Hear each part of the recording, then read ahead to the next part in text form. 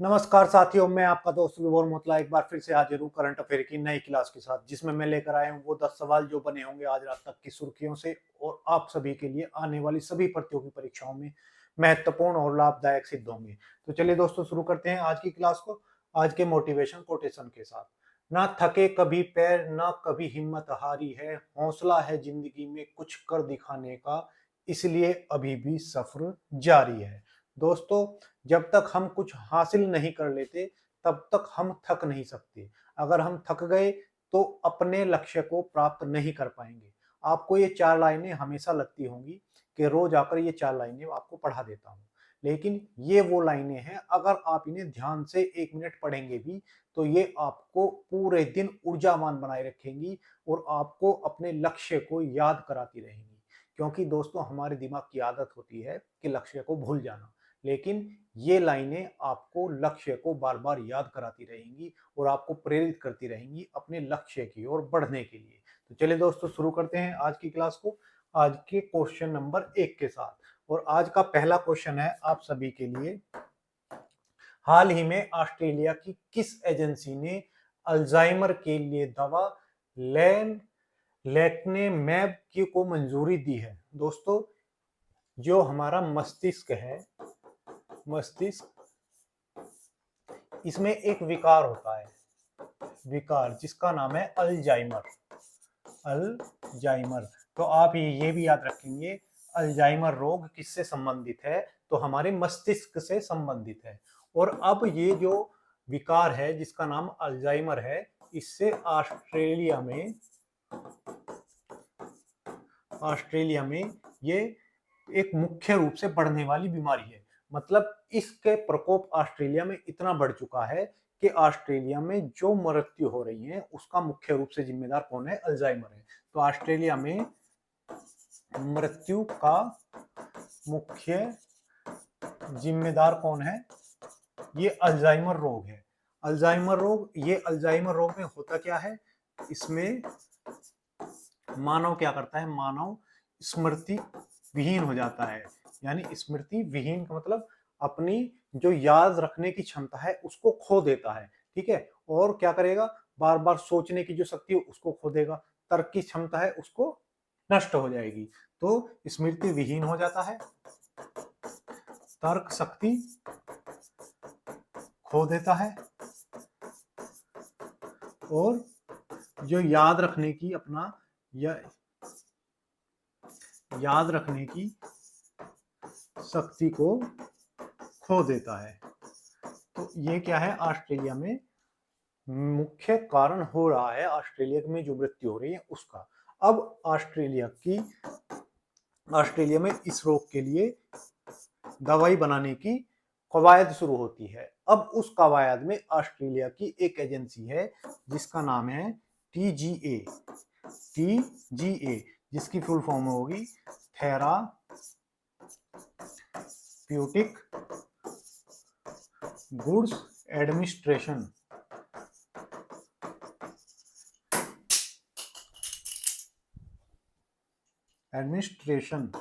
लगता है ये पेन टूट के ही मानेगा, बजने तो लगा। ठीक है, तो ये वाली एजेंसी है, इसने अभी एक दवा का निर्माण किया है और इस दवा का नाम है क्या नाम है? लैक्नेमैब।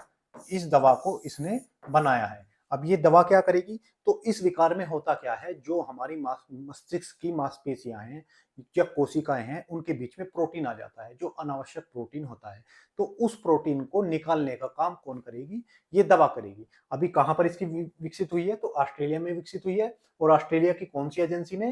तो टीजी एजेंसी ने लैक्नेमैब नाम की दवाई का विकास किया है और ऑस्ट्रेलिया से अभी से मंजूरी भी मिल चुकी है। ठीक है, इसे मंजूरी भी मिल चुकी है। ठीक, अब ये देखते हैं कि ये जो दवाई है ये काम कैसे करती है। तो ये क्या करेगी?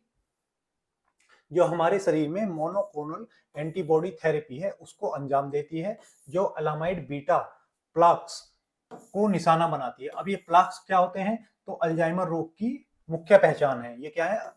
एंटीबॉडी प्लाक्स मुख्य रूप से पहचान है अल्जाइमर की। अब ये प्लाक्स करते क्या हैं? तो ये प्लाक्स तब बनते हैं जब असामान्य प्रोटीन मस्तिष्क की कोशिकाओं के बीच में जमा होकर उनकी संचार प्रणाली को बाधित कर देता है।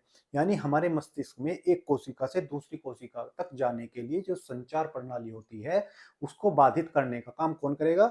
उन कोशिकाओं के बीच में आके ये प्रोटीन कर देगा। अब इस थेरेपी के माध्यम से इसको निकाला जाने वाला है। ठीक है, तो ये दवाई किसमें बनाई है? तो ऑस्ट्रेलिया में बनाई है। कौन सी दवाई है? तो लेक्नोमेब नाम की कंपनी ने बनाई है। अब मैं आपसे एक क्वेश्चन पूछूं कि हमारे मस्तिष्क का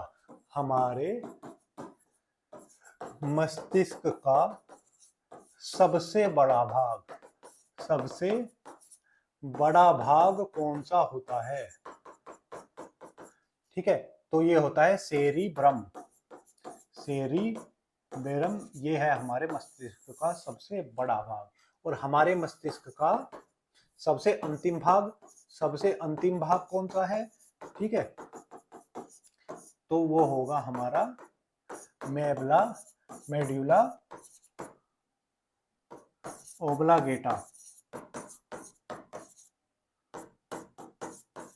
तो ये हमारे मस्तिष्क का सबसे अंतिम भाग होता है, जो मानो कि यहाँ पर जो रीढ़ की हड्डी जाके जुड़ती है, वो किससे जुड़ती है? तो ये मेडुला ओब्लांगेटा से जुड़ती है। ठीक है, तो ये हमारा मस्तिष्क हुआ।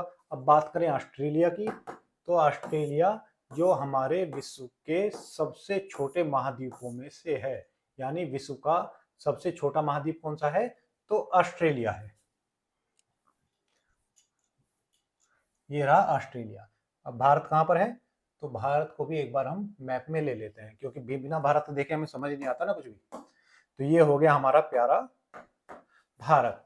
ये क्या है? ये है प्यारा भारत। अब भारत के किधर है ऑस्ट्रेलिया? तो भारत में हम प्लस का निशान बनाएंगे। ऊपर वाली दिशा नॉर्थ, ये वाली दिशा वेस्ट, नीचे वाली दिशा साउथ होगी और ये वाली दिशा ईस्ट होगी। अगर हम भारत के नॉर्थ ईस्ट में चलें, यानी नॉर्थ ईस्ट साउथ में, किसमें? साउथ ईस्ट में चलें, तो यहाँ पर एक महाद्वीप पड़ता है। देखो आपको कैसा अलग दिखाई दे रहा है। इसका नाम है ऑस्ट्रेलिया। क्या नाम है इसका? तो इस देश का नाम है ऑस्ट्रेलिया। और जिस महाद्वीप में ये पड़ता है, इस महाद्वीप का नाम भी ऑस्ट्रेलिया है। क्या है? ऑस्ट्रेलिया ही इस महाद्वीप का नाम है। इस महाद्वीप का दूसरा नाम ओशेनिया भी है। ओशेनिया भी इसका दूसरा नाम है। यह है विश्व का सबसे छोटा महाद्वीप। विश्व का सबसे छोटा महाद्वीप है। कौन सा है? छोटा महाद्वीप है। ठीक, विश्व का सबसे छोटा महाद्वीप कौन सा है? ऑस्ट्रेलिया है। इस पर सबसे ऊंची चोटी कौन सी है? अगर मैं बात करूं ओशेनिया महाद्वीप की सबसे ऊंची चोटी, या ओशेनिया की सबसे ऊंची चोटी कौन सी है? तो इसका नाम है विल्हेम पर्वत। विल्हेम पर्वत, ये ओशेनिया महाद्वीप की सबसे ऊंची चोटी। अगर बात करूं ऑस्ट्रेलिया देश की सबसे ऊंची चोटी कौन सी है? तो ये है कोजी ऑक्सी ऑस्ट्रेलिया महाद्वीप की सबसे ऊंची चोटी है। ठीक है, तो आप याद रखेंगे, अगर ऑस्ट्रेलिया महाद्वीप की सबसे ऊंची चोटी पूछे तो विल्हेम पर्वत, अगर ऑस्ट्रेलिया देश की सबसे ऊंची चोटी पूछे तो कोजी ऑक्सी हो गई। ठीक है, अगर बात करूं यहाँ की सबसे बड़ी झील कौन सी है, तो यहाँ की सबसे बड़ी झील आयर झील है। ये कैसी झील है? तो खारे पानी की झील है। और ऑस्ट्रेलिया या ओशेनिया की सबसे बड़ी झील, ओशेनिया की सबसे बड़ी झील है और सबसे निचला स्थान भी है, सबसे गहरा स्थान भी यही है। ठीक है, महाद्वीप पर उपस्थित सबसे गहरा स्थान भी यही है। इसकी बात करूं तो यहाँ पर एक पर्वत श्रृंखला भी पड़ती है। ऑस्ट्रेलिया में यहाँ पर एक पर्वत श्रृंखला है जिसे हम ग्रेट डिवाइडिंग रेंज के नाम से जानते हैं। डिवाइडिंग रेंज के नाम से जानते हैं। ठीक है, तो सबसे लंबी पर्वत श्रृंखला ग्रेट डिवाइडिंग रेंज। अब बात करें तो यहाँ पर ऑस्ट्रेलिया के यहाँ पर एक समुद्र में संरचना है जो किसकी बनी है? तो जो कोरल से निर्मित है। कोरल से निर्मित संरचना है, जिसका नाम क्या है? जिसका नाम है great barrier reef. Great barrier reef जिसका नाम है। अब ये कहाँ पर है? तो ऑस्ट्रेलिया में भी अगर हम चारों दिशाओं का ज्ञान करें तो साउथ, वेस्ट, ईस्ट, नॉर्थ, तो ये कौन सी दिशा में हुई? नॉर्थ ईस्ट में स्थित ये बैरियर रीफ है। ये मानव या कृत्रिम रूप से विकसित पृथ्वी पर सबसे लंबी संरचना है। कृत्रिम रूप से कौन सी? जो प्रकृति ने जिसका निर्माण नहीं किया, जिसका निर्माण किसी जीव के द्वारा किया गया है, उसमें सबसे लंबी जो संरचना किसी जीव द्वारा बनाई गई है वो है कोरल बैरियर रीफ। ठीक है, सबसे बड़ी संरचना भी आप इसको बोल सकते हैं। यहाँ पर दो सोने की खदानें फेमस हैं, तो जिनका नाम है कुलगार्डी और कालगुरली। ठीक है, तो ये दो संरचना भी यहाँ पर, वो दो खदानें भी सोने की यहाँ पर पाई जाती हैं। चलिए, ये हो गया हमारा ऑस्ट्रेलिया। अब रिवीजन के क्वेश्चन देखते हैं। हाल ही में चीन दुनिया का सबसे बड़ा बांध किस नदी पर बनाने जा रहा है? तो चमगादड़ चीन हमारे सर के ऊपर ब्रह्मपुत्र नदी में दुनिया का सबसे बड़ा बांध बनाने जा रहा है। ब्रह्मपुत्र का तिब्बत में क्या नाम है? तिब्बत में नाम किसका? ब्रह्मपुत्र का। ब्रह्मपुत्र का क्या नाम है? ये आप मुझे कमेंट बॉक्स में बताएंगे। हाल ही में चीन ने कौन सा अंतरिक्ष मिशन लॉन्च किया है? तो तियानवेन सेकंड लॉन्च किया है। ठीक है, हाल ही में CBRE की global tech talent guide book 2025 के अनुसार बेंगलोर को किस श्रेणी में स्थान दिया गया है? तो इनको जो है पावर हाउस की श्रेणी में स्थान दिया गया है। ठीक है, पावर हाउस की श्रेणी में स्थान मिला है। हाल ही में जारी रिपोर्ट में जलवायु प्रदर्शन परिवर्तन सूचकांक 2025 में भारत की रैंक क्या थी? तो भारत की रैंक इसमें 10 थी। 10वां स्थान भारत ने पर्यावरण प्रदर्शन सूचकांक में प्राप्त किया है। अब बात करते हैं विश्व क्वेश्चन नंबर 2 की। विश्व पर्यावरण दिवस हर वर्ष कब मनाया जाता है? तो इसके बारे में भी देखते हैं। दोस्तों, हर अक्टूबर के पहले सोमवार को क्या मनाया जाता है? विश्व आवास दिवस मनाया जाता है। विश्व आवास दिवस मनाया जाता है। और ये इस बार कब पड़ा है? तो ये पड़ा है 6 अक्टूबर को। तो 6 अक्टूबर को हमने क्या मनाया? तो विश्व आवास दिवस मनाया है। यह दिवस मानव बस्तियों की स्थिति पर विचार करने तथा प्रत्येक व्यक्ति को घर मिल सके, इसकी अधिकार को क्या करता है? पुनर्स्थापित करने के लिए मनाया जाता है। इसको हम वर्ल्ड हैबिटेट डे के नाम से भी जानते हैं। इसका नाम क्या है? वर्ल्ड हैबिटेट डे के नाम से भी हम इसे जानते हैं। वर्ल्ड हैबिटेट डे के नाम से भी हम इसे जानते हैं। आवास का अधिकार के लिए ये मनाया जाता है। अगर बात करूं विषय, इस बार विषय क्या रहा? यानी 2025 का इस बार का विषय था शहरी संकट की प्रतिक्रिया। ये क्यों रखा गया? क्योंकि हमारे यहाँ जो शहर में लोग रहते हैं वो मानो जैसे चिड़ियाघर में रह रहे हो, ऐसा ही उनका हाल है। तो उनके आवास को बचाना है। वहां पर सबसे बड़ा मुश्किल काम क्या है? लोगों के लिए आवास दिलाना। गांव में ये स्थिति नहीं है। हमारे यहाँ गाँवों में लोगों पर काफी जमीनें हैं और वहां पर वो खुले में रह सकते हैं, वातावरण भी अच्छा है। लेकिन शहरों में वातावरण भी अच्छा नहीं है। जलवायु परिवर्तन के कारण वहां पर प्रदूषण इतना है कि वहां जीवन या आवास संकट में है मानव का।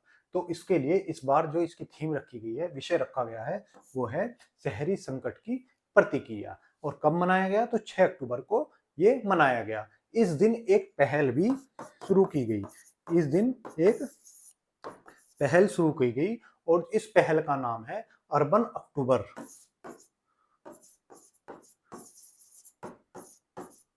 यानी शहरी अक्टूबर। शहरी अक्टूबर इस साल पहल शुरू की। और जो कब से शुरू होगी? तो ये इस दिवस यानी 6 अक्टूबर से और 31 नवंबर को क्या होगा? तो 31 नवंबर को या 31 अक्टूबर को विश्व नगर दिवस होगा। क्या होगा? 31 अक्टूबर को विश्व नगर दिवस मनाया जाएगा। नगर दिवस मनाया जाएगा। तो ये पहल कब तक चलेगी? तो 6 अक्टूबर से 31 अक्टूबर के बीच चलेगी। 31 अक्टूबर को जब सरदार हमारे लौह पुरुष सरदार पटेल का जी जन्मदिन होता है, उस दिवस तक ये चलने वाली है। और इसका वो होगा कि शहर के आवासों को कैसे सुरक्षित रखा जा सके, ये इसका उद्देश्य होगा। अगर बात करो विश्व आवास दिवस की, तो इसकी स्थापना कब की गई? तो 1985 में इसकी स्थापना की जाती है। कब की गई? तो 1985 में इसकी स्थापना की गई। और पहली बार कब मनाया गया?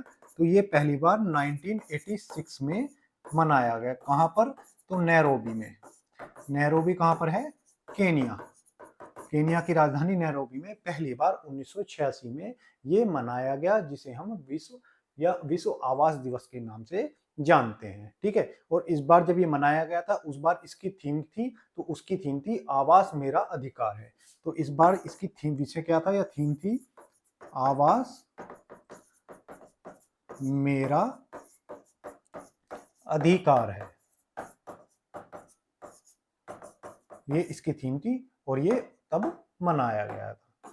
चलिए, तो ऐतिहासिक पृष्ठभूमि मैंने आपको बताई दी है। जो जो मैंने आपको बताया वे सब इसमें लिखा हुआ है। ये आवास को बचाने के लिए बनाया गया। चलिए, हाल ही में भारतीय कॉर्पोरेट मामलों संस्थान IICA ने पूर्वोत्तर में अपना पहला क्षेत्रीय कैंपस किस शहर में स्थापित किया है? तो पूर्वोत्तर में ये ध्यान रखिएगा, जो पहला होता है वो महत्वपूर्ण हो जाता है। तो पहला कैंपस कहां पर है? तो शिलोंग। और शिलोंग किसकी राजधानी है? ये भी आप कमेंट बॉक्स में मुझे लिखकर बताएंगे, शिलोंग किसकी राजधानी है। भारत में अपना पहला पोलर रिसर्च वेसल किस देश के सहयोग से बना रहा है? तो नॉर्वे के सहयोग से हम क्या बना रहे हैं? पोलर यानी जो ध्रुवों पर हमारी क्या करेगा? रिसर्च करेगा। उसके लिए एक हम क्या बना रहे हैं? वेसल यानी पानी का जहाज बना रहे हैं। हाल ही में दक्षिण कोरिया के नए राष्ट्रपति के रूप में कौन नियुक्त हुए? तो जो नियुक्त हुए हैं उनका नाम है ली जे यूंग दक्षिण कोरिया के नए राष्ट्रपति बने हैं। हाल ही में 2024 में जर्मनी ने किस देश को पछाड़कर दुनिया का सबसे बड़ा ऋणदाता देश बनने का गौरव प्राप्त किया है? तो वो जापान को पछाड़कर प्राप्त किया है। जापान को पछाड़कर हम क्या बने थे? तो हम बने थे विश्व की चौथी सबसे बड़ी अर्थव्यवस्था। हाल ही में भारत मौसम विज्ञान विभाग के अनुसार चक्रवात शक्ति का वर्तमान श्रेणी क्या है? दोस्तों, अभी अरब सागर में हमारा जैसे भारत है, तो भारत के जो पश्चिम वाली साइड है, जहां पर मुंबई यानी महाराष्ट्र, कर्नाटक, केरल है, ये वाला सागर कौन सा है? अरब सागर है। अब इस अरब सागर में एक तूफान बना है, यानी चक्रवात बना है। क्योंकि हमारे यहाँ चक्रवात कहा जाता है, तो ये चक्रवात बना है। और चक्रवात जो बना है उसका नाम है शक्ति। अब इसको जो भारतीय मौसम विज्ञान है, क्या है? भारतीय मौसम विज्ञान, इसने किस श्रेणी में डाला है? तो इसने सर्वर साइक्लोनिक स्टॉर्म की श्रेणी में इसे डाला है। यानी इस श्रेणी में ये डाला गया। ये इसकी तीव्रता और कितना ये विनाशकारी है, इसके हिसाब से इनकी श्रेणियों में डाला जाता है। तो भारतीय मौसम विभाग ने इसे सर्वर साइक्लोनिक स्टॉर्म की श्रेणी में डाला है। बात करें भारतीय मौसम विज्ञान की, तो इसकी स्थापना 15 जनवरी 1875 में हुई थी। इसका मुख्यालय दिल्ली में है। और इसके जो वर्तमान अध्यक्ष या हेड हैं, उनका नाम क्या है? तो उनका नाम है मृत्युंजय महापात्रा इनका नाम है। मृत्युंजय महापात्रा इनका नाम है। ठीक है। अब तो ये कहां पर हुआ है? तो ये अरब सागर में आने वाला है। और ये प्रभावित किसको करेगा?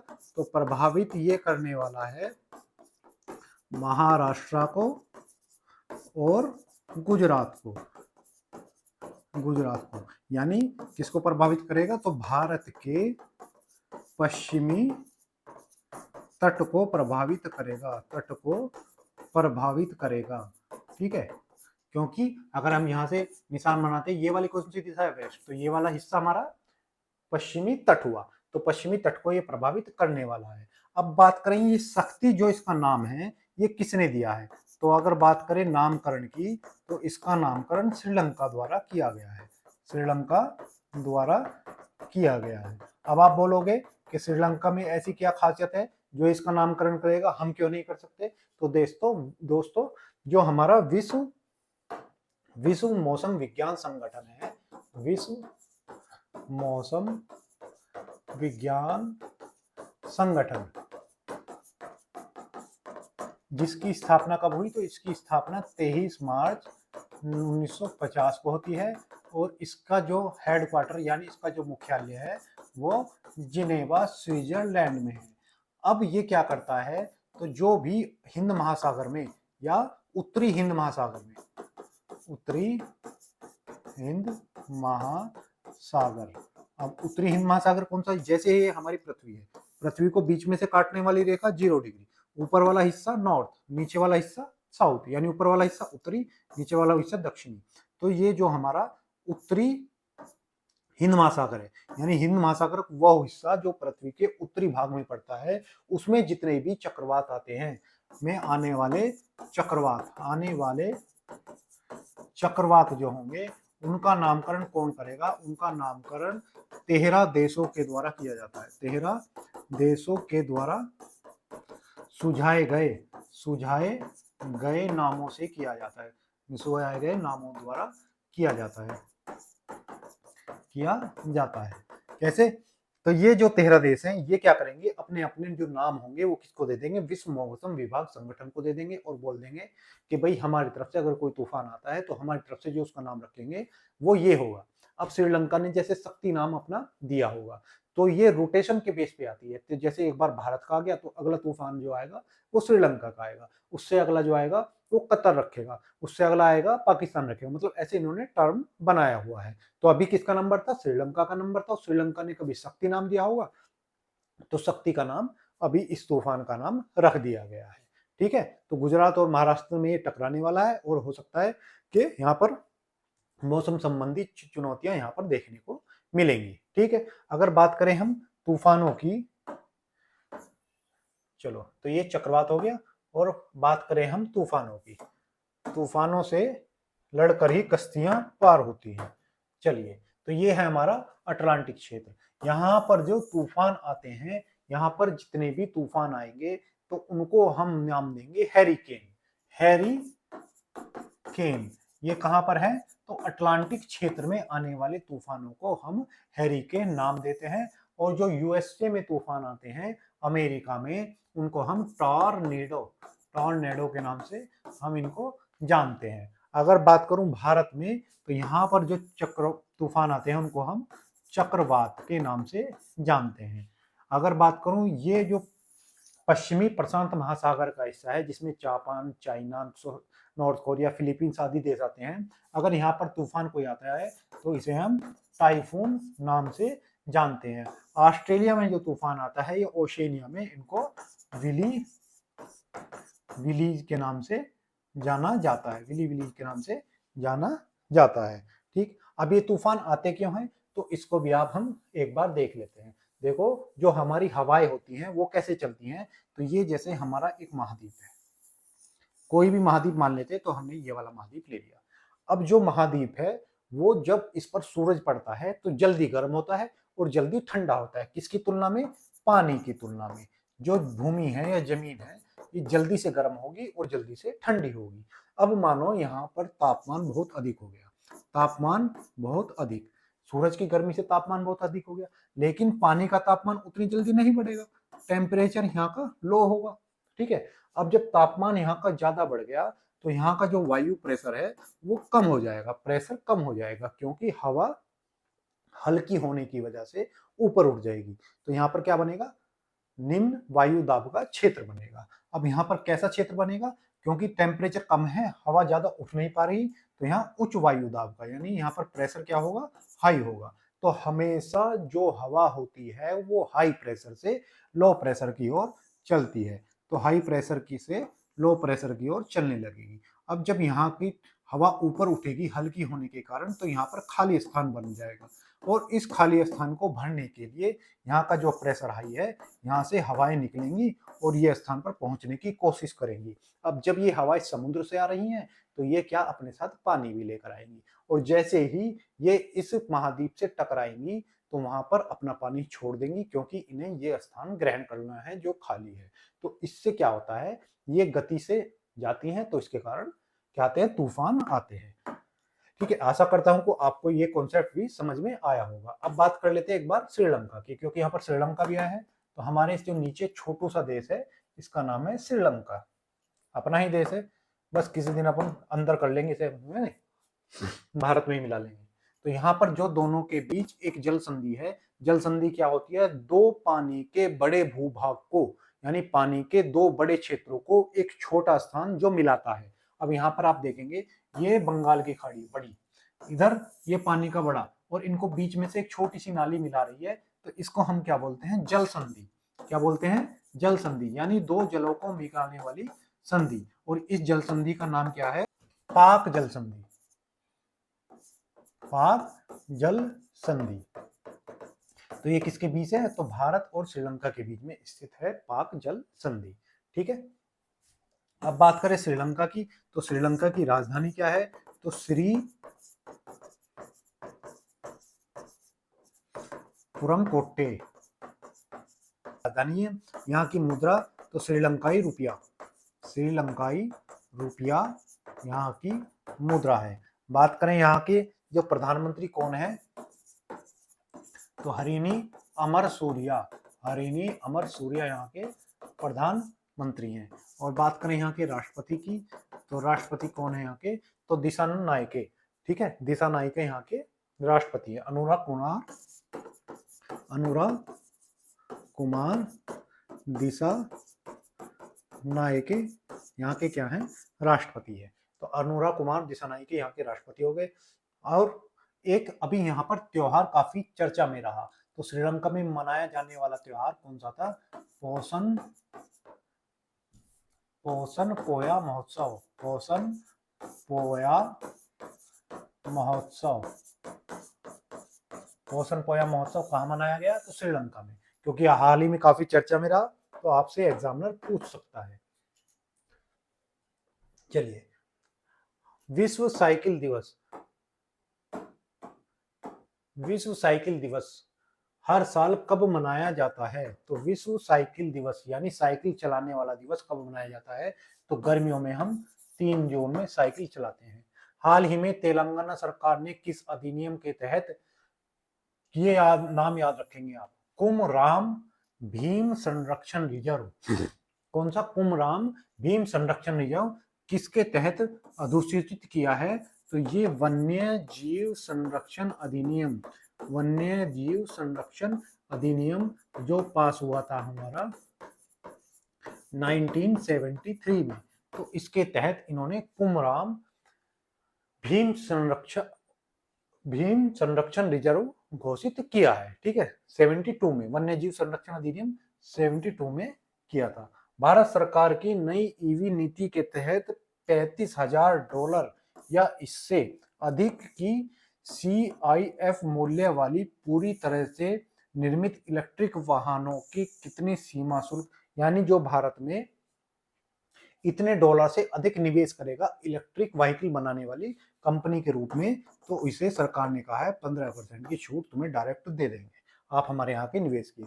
हाल ही में एलन मस्क ने किस नए मैसेजिंग प्लेटफॉर्म को लॉन्च किया है जो व्हाट्सएप और टेलीग्राम को टक्कर देगा, तो इन्होंने एक्स चैट के नाम से एक मैसेंजर ऐप शुरू किया है।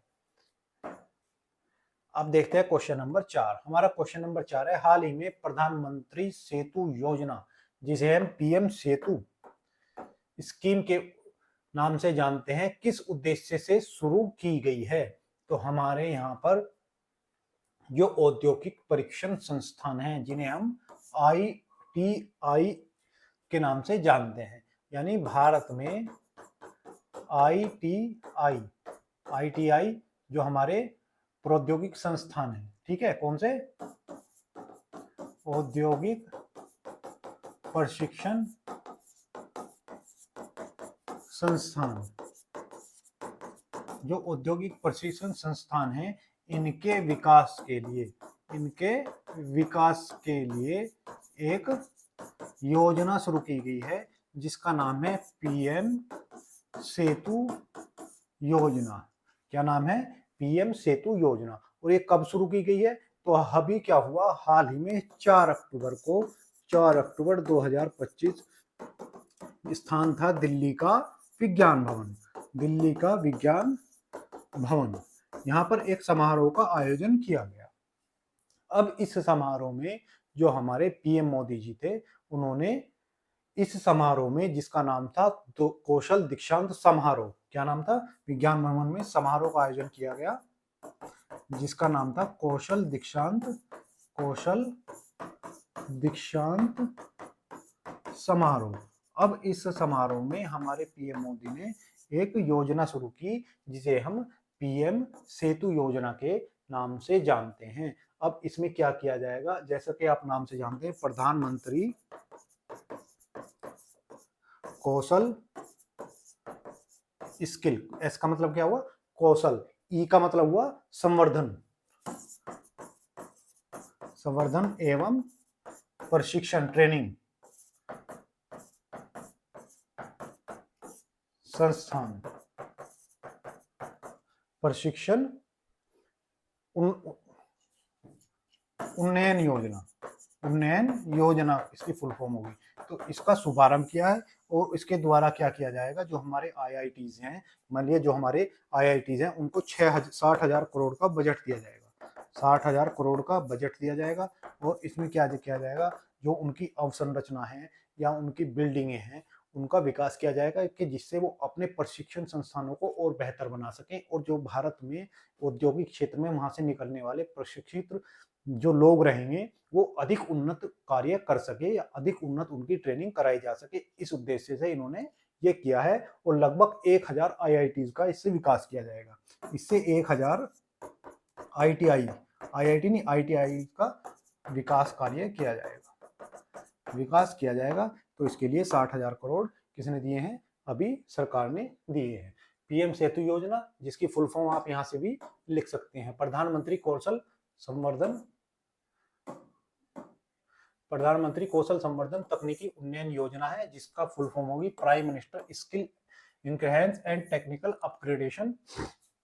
प्रधानमंत्री कौशल योजना के बारे में आप लिख सकते हैं, प्रधानमंत्री कौशल संवर्धन तकनीक उन्नयन योजना का उद्देश्य भारत के व्यवसायिक प्रणाली को पुनर्जीवित करना है, यानी भारत के जो लोग हैं, जो प्रशिक्षित होकर इंडस्ट्री में काम करने जाते हैं, ITIs का मतलब क्या होता है, कि उनको वो काम सिखा देना जो जिसमें वो उनका कौशल का विकास हो सके, जिससे वो स्किल अपनी डेवलप कर सके किसी काम करने की, तो उसको और अच्छे से किया जा सके। ये सरकार का उद्देश्य है। बुनियादी ढांचे और पाठ्यक्रम को आधुनिकीकरण करना, यानी जो उनको पढ़ाई जाने वाली शिक्षा है, वो आज के समय से मैच कर सके, इस स्तर का उन्हें बना देना। उद्योगों में साझेदारी को बढ़ाना, ठीक है। तो ये सब इसके उद्देश्य हैं, जो सरकार इसके माध्यम से करने जा रही है। चलिए अब रिवीजन के क्वेश्चन देखते हैं। बांग्लादेश में हाल ही में जारी की गई नई करेंसी में किसका चित्र हटाया गया है? तो जो इनके राष्ट्रपिता थे शेख मुजीबुर रहमान, इनका चित्र इन्होंने हटा दिया है हाल ही में, जिन्हें हम किस नाम से जानते हैं? तो बंगबंधु। इतिहास में कई बार क्वेश्चन पूछा जाता है, तो एक बंगबंधु के नाम से प्रसिद्ध कौन है? तो यही है। हाल ही में निकारागुआ WTO ने मत्स्य पालन सब्सिडी समझौते को स्वीकार करने वाला कौन सा सदस्य बन गया है? तो ये 101वां सदस्य बना है। भारत की अगली जनसंख्या किस वर्ग में आयोजित की जाएगी? तो 2027 तक आ जाएगी। हाल ही में भारत की पहली त्रिसेवा ऑल वुमेन सेलिंग टीम ने किस देश को ऐतिहासिक यात्रा पूरी की है? तो इन्होंने अभी सेशल्स की ऐतिहासिक यात्रा पूरी की है। हाल ही में बीआरओ द्वारा बनाई गई विश्व की सबसे ऊंची सड़क किस स्थान पर है? दोस्तों, एक संस्थान है हमारे यहाँ पर जिसे हम बॉर्डर रोड ऑर्गेनाइजेशन के नाम से जानते हैं। अब ये किसके अधीन है? तो ये रक्षा मंत्रालय के अधीन आती है। रक्षा मंत्रालय के अधीन आने वाली ये क्या है? संस्था है। अगर बात करूं इसकी स्थापना कब हुई थी, तो ये इसका निर्माण किया गया था भारत के जो सीमावर्ती क्षेत्र हैं, यानी जैसे पाकिस्तान और चाइना से लगी हुई सीमा, जहां पर पहाड़ी क्षेत्र बहुत है, यानी दुर्गम क्षेत्र है, वहां पर सड़क का निर्माण करना बहुत टेढ़ी खीर जैसा है। तो उस क्षेत्रों में निर्माण करने के लिए इसका गठन किया गया। और इसका गठन कब किया गया? तो 7 मई 1960 में इसका गठन किया गया। इसका हेडक्वार्टर कहां पर है? तो इसका हेडक्वार्टर दिल्ली में है। दिल्ली में इसका हेडक्वार्टर है और ये रक्षा मंत्रालय के अधीन आने वाली संस्था है। और इसके जो वर्तमान हेड है वो कौन है? तो इनके वर्तमान हेड लेफ्टिनेंट जनरल श्रीनिवास हैं। श्रीनिवास इसके वर्तमान अध्यक्ष हैं। ठीक है, तो ये संस्था है। अभी इसने क्या किया है? इसने अभी लद्दाख में विश्व की सबसे ऊंचाई पर स्थित सड़क का निर्माण किया है, जिस पर वाहन चल सकते हैं। ऐसे ही नहीं है कि दिखाने के लिए। तो विश्व की सबसे ऊंची, और इसकी ऊंचाई कितनी है? तो समुद्र तल से इसकी ऊंचाई कितनी है? 19,400 फीट इसकी ऊंचाई है। कितनी है? 19,400 फीट इसकी ऊंचाई है। यानी जो हमारा समुद्र तल है, अगर समुद्र तल से ऊंचाई नापे तो 19,400 फीट ऊपर जाकर इन्होंने इस सड़क का निर्माण किया है, जहां पर हम चला सकते हैं, क्या गाड़ियां चला सकते हैं। और ये कहां पर है? तो मिंगला पास पर है। मिंगला पास जो लद्दाख में स्थित एक दर्रा है। यहाँ पर जो दर्रे होते हैं उनको ला कहा जाता है। लद्दाख में दर्रा वह स्थान जो दो पहाड़ी के बीच में आने या आवागमन के लिए जो स्थान बना होता है, उसको हम दर्रा या ला के नाम से जानते हैं। तो मिंग ला पर इन्होंने ये निर्माण किया है। बॉर्डर रोड ऑर्गेनाइजेशन द्वारा इसका निर्माण हुआ है, रक्षा मंत्रालय के अधीन आती है। और ये किस प्रोजेक्ट के तहत बनाई गई? तो यह सड़क प्रोजेक्ट, इसका जो सड़क का प्रोजेक्ट का नाम था, उसका नाम था प्रोजेक्ट हिमांक के तहत निर्माण किया गया। ठीक है, तो बॉर्डर रोड ऑर्गेनाइजेशन द्वारा बनाई गई है। चलिए, यह उपलब्धि केवल एक नया विश्व रिकॉर्ड नहीं बल्कि भारत के उस संकल्प का प्रतीक है जिसके माध्यम से पृथ्वी के सबसे कठिन और दुर्गम इलाकों में भी कनेक्टिविटी स्थापित कर रहा है। यानी भारत में विकास की ऊंचाइयां छूने में जो एक लेवल स्थापित किया है, वह उसको दर्शाता है ये बॉर्डर रोड ऑर्गेनाइजेशन का ये प्रयास। क्योंकि इतनी ऊंचाई पर विश्व में किसी ने भी इतनी ऊंचाई पर स्थित सड़क का निर्माण नहीं किया है। भारत पहला ऐसा देश होगा जिसने इस पर सड़क का निर्माण किया है। यह नई सड़क लिकारू मिंगला फुक्चे मार्ग का हिस्सा है, जो सैन्य दृष्टि से, रणनीतिक पर्यटन की दृष्टि से आकर्षक दोनों है। क्योंकि यहाँ पर जो हमारे किससे बॉर्डर मिलता है? तो चाइना से बॉर्डर मिलता है। लद्दाख में हमारा बॉर्डर किससे मिलता है? चाइना से। पहले की सरकारें क्या करती थी? पहले की सरकारें कहीं चीन नाराज ना हो जाए इसके लिए बॉर्डर पर हमारे जो विकास की परियोजनाएं हैं उनका संचालन नहीं करती थी, सड़क का निर्माण नहीं करती थी। अब इस सरकार ने आगे बढ़ते हुए यहाँ पर सड़कों का निर्माण करना शुरू किया है, जिससे हमारी जो सेना है वो जल्दी से किसी भी स्थिति में बॉर्डर तक पहुंच सकती है और अपनी सीमाओं की सुरक्षा कर सकती है। यहाँ पर जाना पहले बड़ा ही दुर्गम काम था। ब्रिगेडियर विशाल श्रीवास्तव ने नेतृत्व में यह समापन हुआ और यह स्थल पर राष्ट्रीय ध्वज और बीआरओ का झंडा फहराया गया। ऐतिहासिक उपलब्धि राष्ट्र को समर्पित की गई है। ठीक है, यह उपलब्धि कठोर जलवायु, कम ऑक्सीजन, अत्यधिक ठंडे तापमान, कम, मतलब यहाँ पर जितनी भी स्थितियां हैं वो कैसी है? बड़ी दुर्गम है। यहाँ पर रहना ही काफी मुश्किल काम है। काम कर कर सड़क बनाना तो बहुत ही ज्यादा मुश्किल है। अगर आप यहाँ सर्दी में कोई लोहे की छड़ नंगे हाथ से उठा लेंगे तो आपका हाथ लोहे पर चिपक जाएगा, इतनी यहाँ पर ठंड होती है, यानी गला देने वाली ठंड होती है जहाँ पर ये सड़क का निर्माण किया जाएगा। अब ये मेंगला जो दर्रा है लद्दाख के पूर्वी क्षेत्र में दक्षिण सेक्टर में वास्तविक नियंत्रण रेखा LAC यानी लाइन ऑफ एक्चुअल कंट्रोल जो भारत और चीन के सीमा के बीच में है, उस क्षेत्र में इसका निर्माण किया गया है और इस सड़क में बनाने से फुकचे तक पहुंचने का तीसरा रणनीतिक मार्ग तैयार हो जाएगा। सड़क निर्माण निम्नलिखित क्षेत्रों में महत्वपूर्ण योगदान देगा, जैसे कोई सामान भेजना है, तैनाती तीव्रता से करनी है, ढांचे को मजबूत करना है या दूरस्थ नागरिक तक विकास के पहुंचाना है, उन सब में ये महत्वपूर्ण रोड साबित होगी। तो ये देखिए कितनी ऊंचाई पर स्थित ये रोड है, दोनों तरफ पहाड़ हैं और पहाड़ की चोटी चोटी पर इस सड़क को बनाया गया है, तो कितना दुर्गम काम ये होगा। ठीक है, बात करते हैं लद्दाख की। लद्दाख जो हमारे एकदम सर का ताज है। ठीक है, लद्दाख जो हमारे सर का ताज है और बिल्कुल यहाँ पर स्थित है। ठीक है, ये 370 हटने के दौरान 2019 में इससे जम्मू कश्मीर से अलग हुआ। ठीक, अब इसमें वर्तमान में 7 जिले हैं। पहले 2 जिले थे, अब 5 जिले और बढ़ा दिए गए हैं। पहले कौन से थे? कारगिल और लेह, 2 ही जिले थे, अब इनकी जिलों की संख्या 7 हो गई है। हाल ही में हुई है, तो आप याद रखेंगे कारगिल में कितने जिले, सॉरी लद्दाख में कितने जिले हैं, तो लद्दाख में 7 जिले हैं। अगर बात करूं यहाँ के उपराज्यपाल, क्योंकि यह एक यूनियन टेरिटरी है, तो राज्यपाल, यूनियन टेरिटरी यानी केंद्र शासित प्रदेश है। तो ये क्या है? लद्दाख एक केंद्र शासित प्रदेश है। ठीक है, तो लद्दाख क्या है? एक केंद्र शासित प्रदेश है। तो यहाँ के जो उपराज्यपाल है उनका नाम क्या है? तो उनका नाम है कविंद्र गुप्ता। तो कविंद्र गुप्ता यहाँ के क्या है? उपराज्यपाल है। तो आप अभी तो यही बात याद रखेंगे, कविंद्र गुप्ता यहाँ के उपराज्यपाल है और यहाँ पर 7 जिले स्थित हैं। एक और यहाँ पर याद रखेंगे, यहाँ के त्योहार। एक यहाँ का त्योहार है जिसका नाम है लोसर।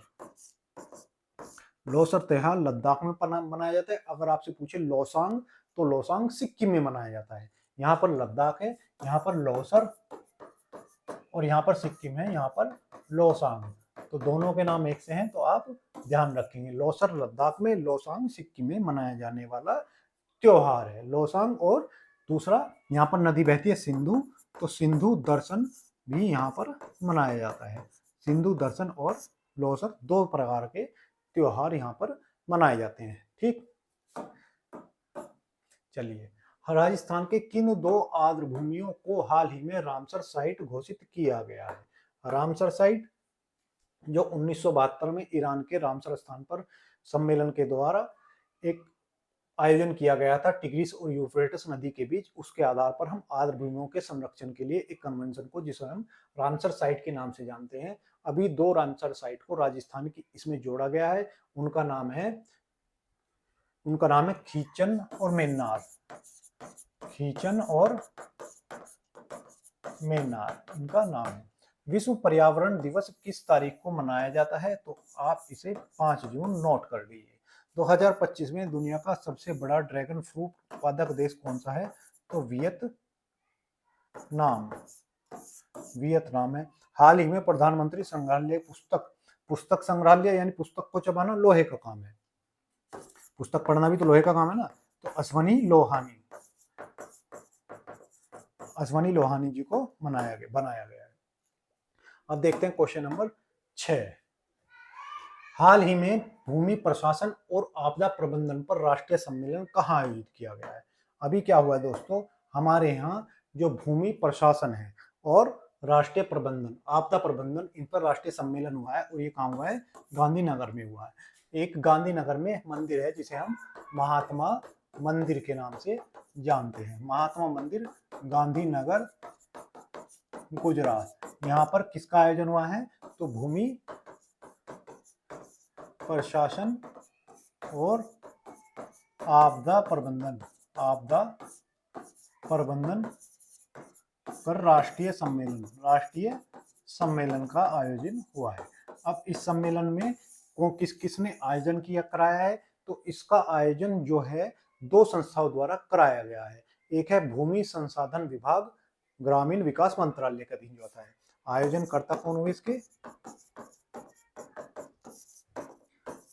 भूमि संसाधन विभाग, जो किसके अधीन आता है? तो ग्रामीण, जो हमारा ग्रामीण विकास मंत्रालय है उसके अधीन आने वाली संस्था है। ग्रामीण विकास मंत्रालय के अधीन आने वाली संस्था है। प्लस एक संस्था जो इसमें लगी है वो गुजरात की राजस्व विभाग है। गुजरात राजस्व विभाग द्वारा इसका निर्माण किया गया है। अब इस सम्मेलन का आयोजन कहां पर हुआ? गांधीनगर, गुजरात में हुआ। और इसका उद्घाटन किसके द्वारा किया गया? तो इसका उद्घाटन जो यहाँ के सीएम है उनका नाम है भूपेंद्र रजनीकांत पटेल, इसके द्वारा इनका उद्घाटन किया गया है। और जो भूमि का प्रशासन है उसको करने के लिए ये किया गया है, क्योंकि हमारे यहाँ जो भूमि पर अवैध कब्जा है वो भी एक बड़ी समस्या बना हुआ है। तो इन सब के लिए 3 तारीख को गुजरात के गांधीनगर में महात्मा मंदिर में एक सम्मेलन का आयोजन किया गया है, जिसका उद्घाटन किसके द्वारा? तो गुजरात के चीफ मिनिस्टर द्वारा किया गया। मुख्यमंत्री ने उद्घाटन किया ताकि जमीन स्तर पर सुरक्षित और पारदर्शी भूमि अधिकार सुनिश्चित किया जा सके, यानी किसके अधिकार में ये जमीन है उसको दिलाई जा सके। अभी क्या होता है, जैसे मान लिया बांग्लादेश से रोहिंग्या ही आ रहे हैं, वो आके कहीं भी अपना टेंट तंबू गाड़ते हैं और वहां पर रहना शुरू कर देते हैं। अगर सरकार उनको हटाने की कोई कार्रवाई शुरू करती है तो बहुत सारे जो कार्यकर्ता हैं जिनको विदेशों से फंडिंग आती है और जो देश की बर्बादी के लिए ही कार्य करते हैं, वो आकर खड़े हो जाएंगे और बोलने लगेंगे कि नहीं भाई ये तो मानव अधिकार के खिलाफ है। चाहे देश की तमाम जो संसाधन है उसको वो तहस नहस कर दें, लेकिन मानव अधिकार बचे रहने चाहिए। मानव अधिकार तभी बच सकता है तब हम देश को सुरक्षित रख सकें। अगर बाहरी देशियों का कब्जा इस पर रहा तो मानव अधिकार कभी नहीं बच सकता। तो मानव अधिकार के लिए भी जरूरी है कि हम भूमि के अधिकार को सुरक्षित रख सके। नए राजस्व कार्यालय का उद्घाटन किया जाएगा, इसमें पहुंच सेवा वितरण को बढ़ाया जाएगा। रेवेन्यू डेयरी या इंटीग्रेटेड एडमिनिस्ट्रेशन सिस्टम शुभारंभ किया जाएगा, जिसमें भूमि के अभिलेख, पंजीकरण, राजस्व न्यायालयों को मामले, पुनर्सर्वेक्षण, ये सब कार्य इसमें किए जाएंगे। भूमंतु जनजाति स्वामित्व कार्ड दिया जाएगा। ये चरवाची जनजाति होती है उनको स्वामित्व कार्ड भी दिया जाएगा। ये उनके लिए एक बड़ा कदम साबित होने वाला है। तो ये सरकार करने वाली है। और ये महात्मा मंदिर हुआ गुजरात के गांधीनगर का। अगर बात करें गुजरात में, तो सबसे पहले तो गुजरात का जो बॉर्डर है ये पाकिस्तान से मिलता है। और पाकिस्तान में गुजरात और पाकिस्तान के बीच क्या है, एक क्षेत्र है जिसे हम सर क्रीक के नाम से जानते हैं। किस नाम से जानते हैं? तो जिसे हम, आप याद रखेंगे, सर क्रीक, जो एक दलदली क्षेत्र है जिस पर पाकिस्तान और भारत के बीच विवाद है। भारत और पाकिस्तान के बीच विवाद इस जम्मू कश्मीर को लेकर ही नहीं, किसके लिए भी है? तो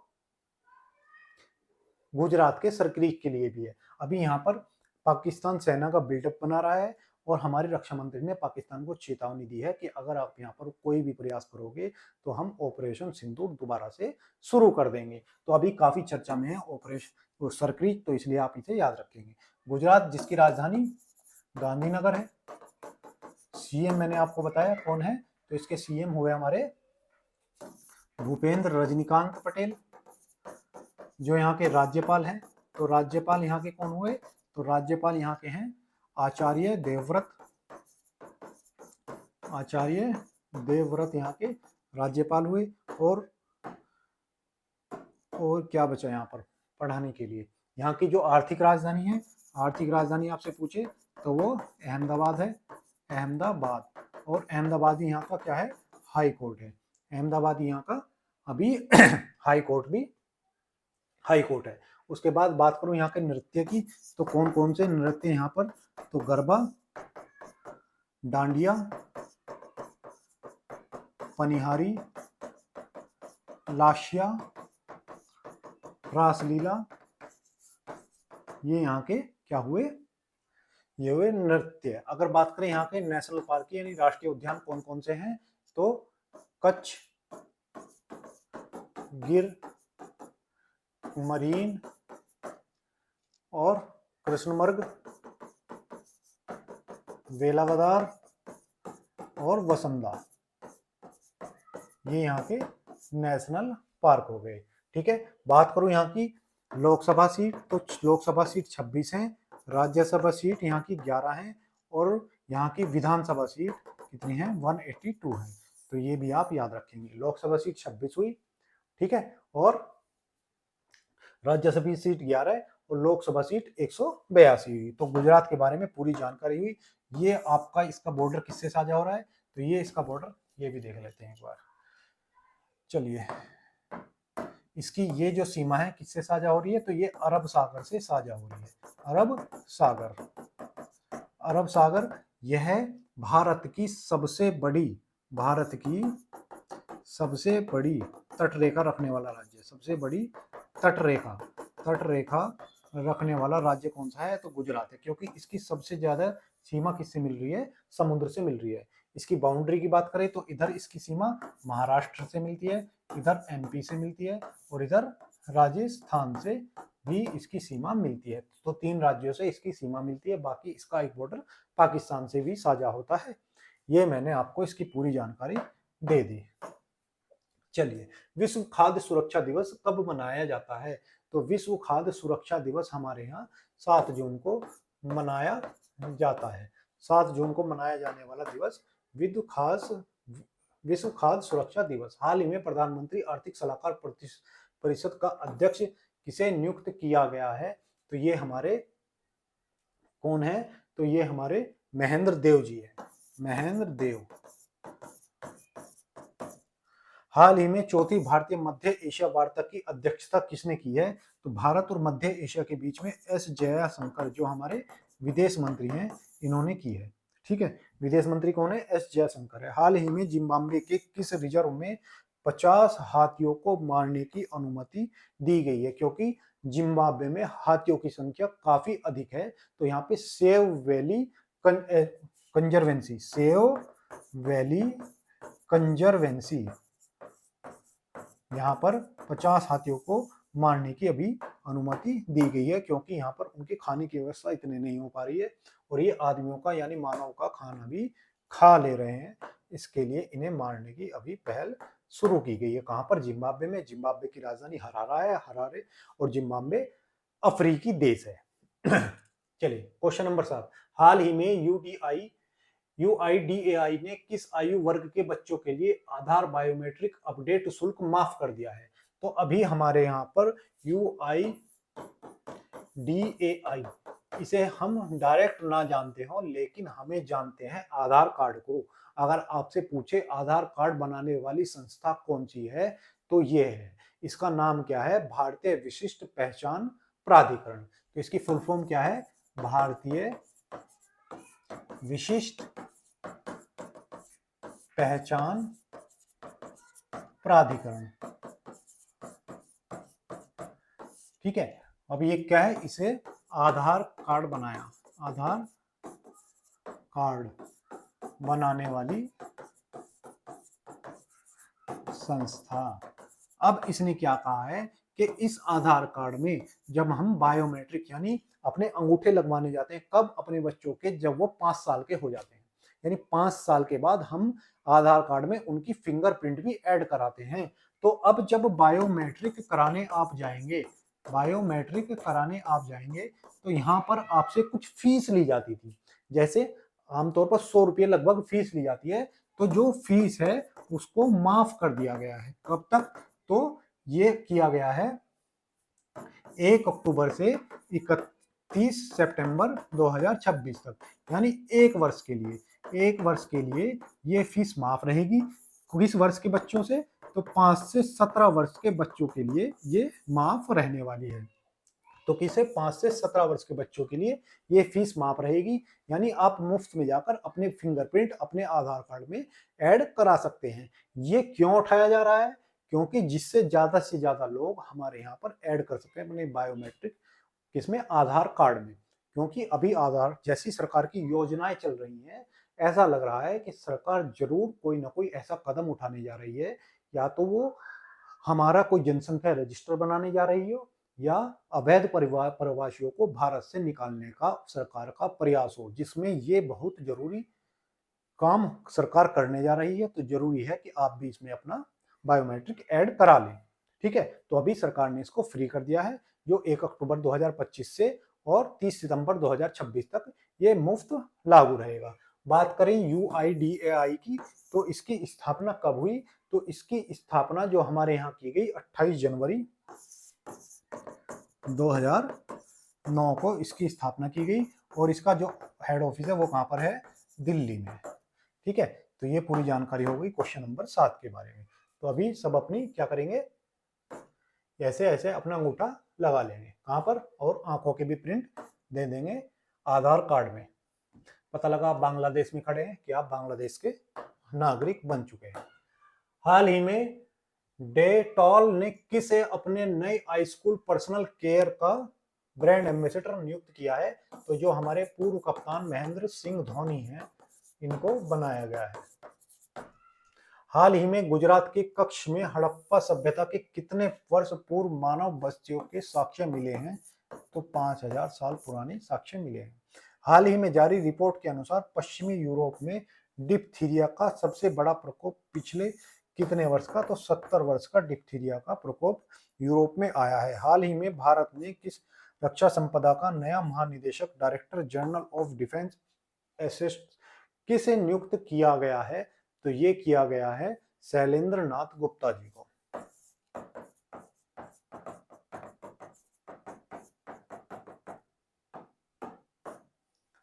हाल ही में भारत ने विश्व पैरा एथलेटिक्स चैंपियनशिप में कितने स्वर्ण पदक जीते हैं? दोस्तों अभी क्या हुआ, हमारे यहाँ पर दिल्ली में एक स्टेडियम है जिसका नाम है जवाहर लाल नेहरू स्टेडियम, और इस स्टेडियम में विश्व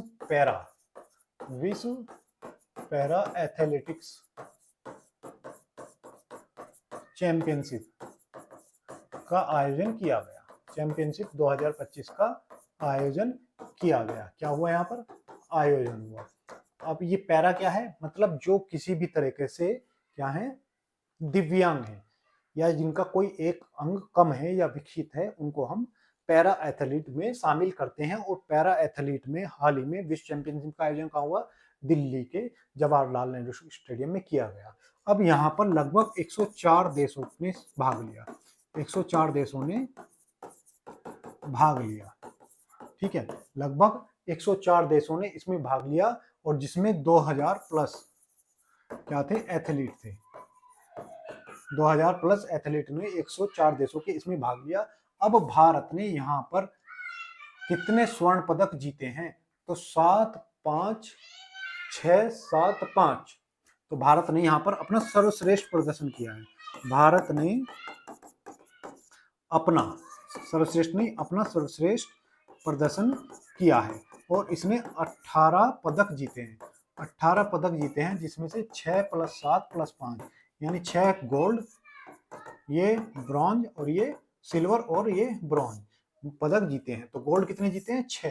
तो भारत ने 6 गोल्ड जीते हैं। इससे पहले भारत का जो बेस्ट था वो था 17 पदक, और जो पिछली बार जीते थे पिछली बार का। अब भारत ने क्या किया है? अपने बेस्ट को और बेस्ट कर दिया है, और 18 पदक लेकर भारत अपने सर्वश्रेष्ठ पदक प्रदर्शन की ओर बढ़ा है। और बात करूं 104 देशों में भारत की रैंक क्या रही? तो 104 देशों में भारत की रैंक 10वीं रही, 16वीं नहीं, 10वीं रैंक भारत की रही है। तो भारत ने 10वां स्थान प्राप्त किया है। दिल्ली में आयोजन हुआ था, और 18 पदक जीते हैं, जिसमें से पहले कितने? 17 पदक जीत चुका था। चलिए, तो ये आयोजन हो गया। हाल ही में वनडे क्रिकेट से संन्यास लेने वाले ग्लेन मैक्सवेल किस देश से संबंधित है? तो ग्लेन मैक्सवेल ऑस्ट्रेलिया से संबंधित है। हाल ही में 16 वित्त आयोग के अंशकालिक सदस्य के रूप में किसे नियुक्त किया गया है? तो ये हमारे टी रविशंकर जी को शामिल किया गया है। हाल ही में भारतीय उर्वरक संघ का नया अध्यक्ष किसे नियुक्त किया है? तो जो हमारा खाद देने वाले हैं वो हैं शैलेश मेहता। ठीक है, अब यूरिया की मांग आप इनसे कर सकते हैं। विश्व महासागर दिवस कब मनाया जाता है? तो 8 जून को विश्व महासागर दिवस मनाया जाता है। हाल ही में विश्व शिक्षक दिवस कब मनाया गया? दोस्तों अभी हमने राष्ट्रीय शिक्षक दिवस पढ़ा था। क्या पढ़ा था? राष्ट्रीय शिक्षक दिवस कब? 5 सितंबर को। कौन सा था? तो हमारा राष्ट्रीय शिक्षक दिवस, जो किसके जन्मदिन पर मनाया जाता है? तो सर्वपल्ली राधाकृष्णन जी के जन्मदिन पर मनाया जाता है। अब हमारा आ गया है अंतरराष्ट्रीय या विश्व शिक्षक दिवस, और ये कब मनाया गया? ये मनाया गया हमारा 5 अक्टूबर को। तो एक महीने बाद हमारा कौन सा दिवस मनाया जाता है? विश्व शिक्षक दिवस के रूप में मनाया जाता है। इससे पहले हमने कौन सा दिवस मनाया था? तो 5 सितंबर को हमने राष्ट्रीय शिक्षक दिवस के रूप में मनाया। उद्देश्य क्या है? उद्देश्य हुआ इसका दुनिया भर के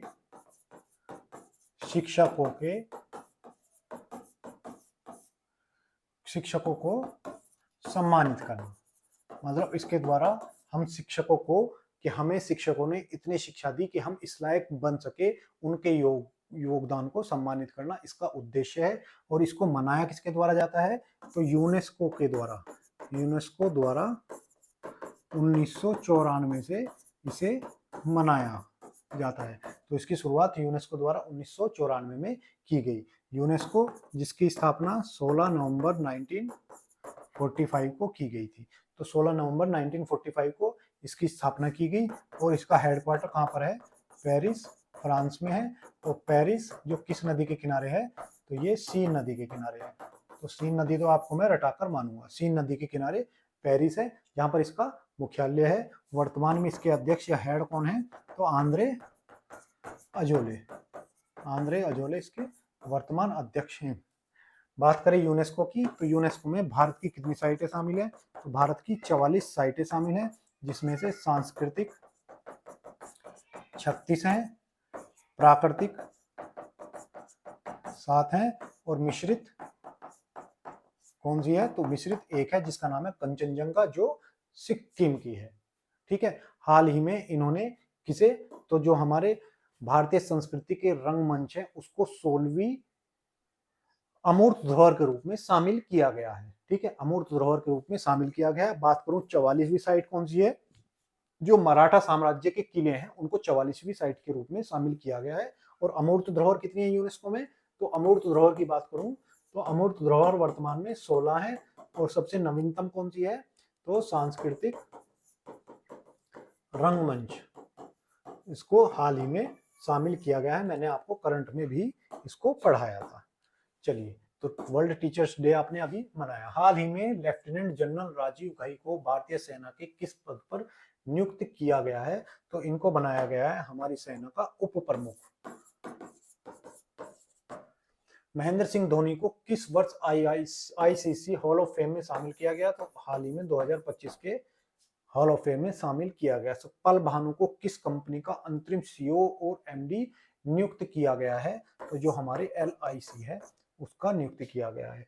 हाल ही में सेना प्रमुख उपेंद्र द्विवेदी ने किस संस्थान पर आईबेक्स तराना 88.4 FM सामुदायिक रेडियो स्टेशन शुरू किया? तो ये किया है इन्होंने उत्तराखंड के जो ज्योतिर्मठ में।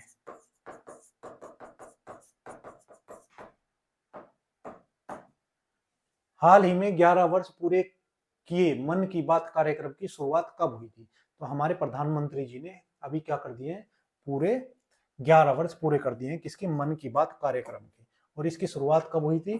तो 3 अक्टूबर 2014 को इसकी शुरुआत हुई थी। अब 11 वर्ष पूरे हुए हैं इसके। कब? तो 3 अक्टूबर 2025 में इसके 11 वर्ष पूरे हो चुके हैं। तो हमारे प्रधानमंत्री जी जो इसकी 11वीं वर्षगांठ है, इस पर इन्होंने देश को ये जानकारी दी कि हमने सफलतापूर्वक 11 साल पूरे कर चुके हैं। और 3 अक्टूबर विजयदशमी के दिन, ये भी याद रखेंगे आप, विजयदशमी के दिन इसकी शुरुआत की गई थी। ठीक है, तो हमारे प्रधानमंत्री मोदी जी ये रहे मन की बात कार्यक्रम के दौरान। ठीक है, तो आप भी गुहार लगा सकते हैं कि प्रधानमंत्री जी एक पद तो हमें भी दे दो, खर्चा चलाने में दिक्कत हो रही है। शादी भी करनी है ना भाई, हमारे शर्मा जी की शादी हो गई है, खर्चा चलाने की उनको भी दिक्कत आ रही है, क्या करें? शर्मा जी पढ़ते नहीं तो खर्चे में नौकरी नहीं दे पा रहे, तो सीधे प्रधानमंत्री जी से बात कर लीजिए, हो सके आपकी गुहार वो सुन लें। तो यहाँ ये था हमारा आज का प्रयास।